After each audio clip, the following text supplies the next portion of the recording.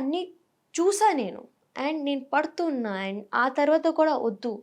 నేను ఇప్పుడు కూడా జనాల్ని నమ్ముతున్నాను. అంత చూసాక కూడా నేను నమ్ముతాను. I have so much love to give. ఇప్పుడు కూడా వద్దు, నాకు లవ్ మ్యారేజే కావాలి. ఇప్పుడు కూడా నేను నమ్మడానికి రెడీ. ఎందుకంటే not everybody is same. And మారుతారు జనాలు కూడా. కొంతమంది మరి అలానే ఉంటారు కానీ మారుతారు.